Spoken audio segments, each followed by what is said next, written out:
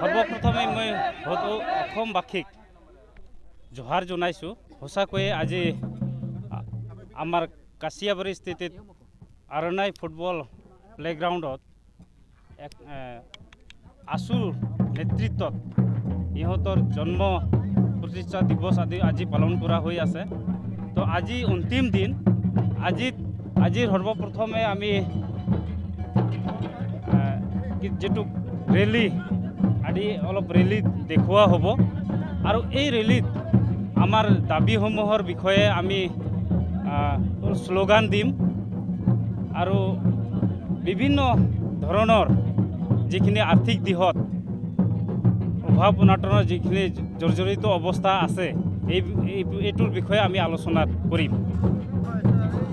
ইয়াৰ পৰা আমি এই বুঢ়াচেৰা যেটো গাঁৱলীয়া ৰাস্তা আছে এইখিনি দি আকৌ উভতি আহিম। এইখিনি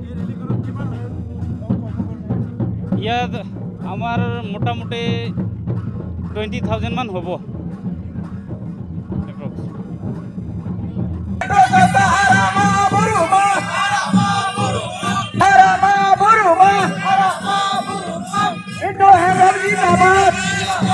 ছাত্ৰ সন্থাৰ বিংশতিতম প্ৰতিষ্ঠা দিৱস আৰু কেন্দ্ৰীয় বাৰ্ষিক অধিৱেশনৰ উপলক্ষে আজি তৃতীয় দিন আৰু তৃতীয় দিনৰ মুকলি সভা অনুষ্ঠিত হৈছে।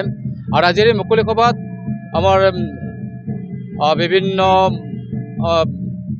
জনগোষ্ঠীয় প্ৰতিনিধিৰ লগতে গোসাইগাঁও বিধানসভা সমষ্টিৰ বিধায়ক নিৰঞ্জন নাৰ্জাৰে অংশগ্ৰহণ কৰিছিল।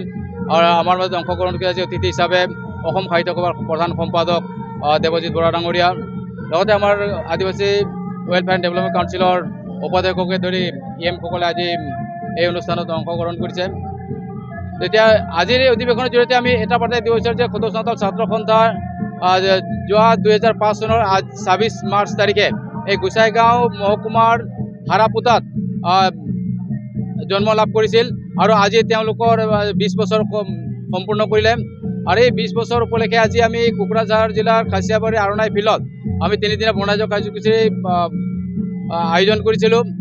আৰু এই কাৰ্যসূচীত আমি বিশেষকৈ অসমত বসবাস কৰা চাওতালসকলৰ যিখিনি সমস্যা সেই সমস্যাসমূহ আমি আলোচনা কৰিছোঁ। আৰু আলোচনাৰ প্ৰতিনিধি সভাত আলোচনাৰ ঠাই পাইছিল। আৰু আলোচনা মৰ্মে আমাৰ সিদ্ধান্ত হৈছে যে অসমত বসবাস কৰা চাওতাল জনগোষ্ঠীৰ লোকসকলে যেতিয়ালৈকে অনুসূচিত জনজাতিৰ মৰ্যাদা লাভ নকৰে তেতিয়ালৈকে তেওঁলোকৰ যি সংগ্ৰাম চলি আছে সেই সংগ্ৰাম অব্যাহত থাকিব। তাৰ লগত আমি নতুনকৈ আৰু কাৰ্যসূচী সংযোগ কৰিছোঁ যে আমি এপ্ৰিল মাহৰ শেষৰ ফালে আমি অসমৰ জোন ৱাজত আমি বৃহৎ গণসমাৱেশ আয়োজন কৰিম আৰু চৰকাৰৰ প্ৰতি আমি হেঁচা প্ৰয়োগ কৰিবলৈ চেষ্টা কৰিম যে অসমত বসবাস কৰা চাওতালসকলক বিধানসভা 2026 চনৰ বিধানসভা নিৰ্বাচনৰ আগে যাতে তেওঁলোকক জনজাতিৰ মৰ্যাদা প্ৰদান কৰে। আৰু নহ'লে কিন্তু 2026 চনৰ তেওঁলোকে বৃহৎ প্ৰত্যাহ্বানৰ সন্মুখীন হ'ব লাগিব। আৰু আমি ইয়াৰ জৰিয়তে আজি এই মুকলি সভাৰ থলীৰ পৰা আমি অসম চৰকাৰৰ প্ৰতি এটা আহ্বান জনাইছোঁ যে নতুন শিক্ষাবৰ্ষৰ পৰা যিহেতুকে এপ্ৰিলৰ পৰা নতুন শিক্ষাবৰ্ষ হ'ব আৰু নতুন শিক্ষাবৰ্ষত কাৰ্বি, দেউৰী, মিচিং, তিৱা লগতে চাওতালী ভাষাকো পাঠ্যক্ৰমৰ অন্তৰ্ভুক্ত কৰিছে যে নতুন শিক্ষাবৰ্ষ আৰম্ভ হ'ব। আৰু ইতিমধ্যে পাঠ্যপুথি প্ৰস্তুত হৈছে যদিও চাওতালী ভাষা শিক্ষক নিযুক্তিৰ ক্ষেত্ৰত আজিলৈকে কোনো ধৰণৰ প্ৰক্ৰিয়া আৰম্ভ হোৱা নাই। তো এই প্ৰক্ৰিয়াটো ত্বৰান্বিত কৰিবৰ কাৰণে অসম চৰকাৰৰ মাননীয় মুখ্যমন্ত্ৰীৰ লগতে শিক্ষা মন্ত্ৰীকো আমি আহ্বান জনাইছোঁ যে যিটো নিযুক্তি প্ৰক্ৰিয়া চাওতালী বিষয় শিক্ষক যিটো নিযুক্তি প্ৰক্ৰিয়া সেই নিযুক্তি প্ৰক্ৰিয়াটো মানে ত্বৰান্বিত কৰিব লাগিব। তেতিয়াহে চাওতালী ছাত্ৰ ছাত্ৰীসকলে তেওঁলোকে শৈক্ষিক দিশত আগবাঢ়ি যাব পাৰিব।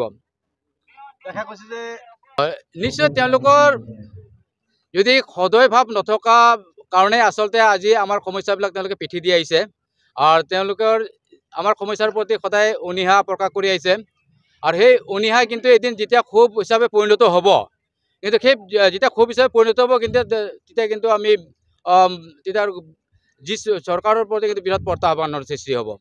তো যেতিয়ালৈকে এই ক্ষোভ সৃষ্টি নোহোৱাৰ আগতেই সময় থাকোঁতেই চৰকাৰে যদি এই সমস্যা সমাধানৰ ক্ষেত্ৰত যদি ইতিবাচক পদক্ষেপ লৈ পেলাই এই জনগোষ্ঠীটোৰ যিখিনি প্ৰাপ্য অধিকাৰ সাংবিধানিক আমি কোনো বাহিৰৰ অধিকাৰ বিচৰা নাই, সংবিধানে দিয়া অধিকাৰ, সংবিধান প্ৰদত্ত অধিকাৰ। যদি সংবিধান প্ৰদত্ত অধিকাৰে তেওঁ দিব নোৱাৰে, তাৰ সুবিধাই যদি আমাক প্ৰদান কৰিব নোৱাৰে, তেনেহ'লে আমাৰ সংবিধানত অধিকাৰ দিয়াৰ কোনো মানে কি কোনো মূল্যই নাথাকিব। এতিয়া আমি চাওতালী ভাষাটো স্বীকৃতিপ্ৰাপ্ত ভাষা, সংবিধান স্বীকৃতিপ্ৰাপ্ত ভাষা, আৰু চাওতালসকল ভাৰতৰ যিটো সংবিধান, সেই সংবিধানৰ অনুসৰি তেওঁলোকে অনুসূচিত জনজাতি। কেৱল মাত্ৰ অসম ৰাজ্যত তেওঁলোকে কিয় আজি অৱহেলিত আৰু তেওঁলোকে কিয় প্ৰবঞ্চনা কৰা হৈছে, সেইটো কিন্তু আমি ৰহস্য হৈ আছে। এইটো সাংঘাতিক ৰহস্য হৈ গৈছে।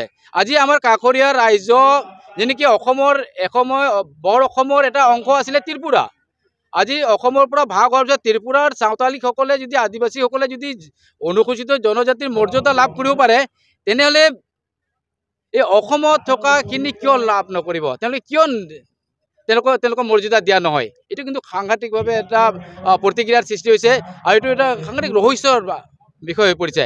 তো এতিয়াও আমি চৰকাৰৰ প্ৰতি আহ্বান জনাইছোঁ যে তেওঁলোকে নিৰ্বাচনৰ আগে আগে প্ৰতিশ্ৰুতি দিয়ে, তো প্ৰতিশ্ৰুতিখিনি তেওঁলোকে আচলতে কাৰ্যকৰী কৰিব লাগে, আৰু কাৰ্যকৰী কৰাৰ লগতে যদি তেওঁলোকে আমাৰ সমস্যাৰ প্ৰতি অনীহাই যদি প্ৰকাশ কৰি থাকে আৰু যদি সমাধানৰ কাৰণে যদি কোনো ব্যৱস্থা নলয়, এই যে অনীহাৰ যিটো প্ৰভাৱ সেইটো যদি ক্ষোভত পৰিণত হয়, তেন্তে চৰকাৰে কিন্তু বৃহৎ প্ৰত্যাহ্বানৰ সন্মুখীন হ'ব লাগিব।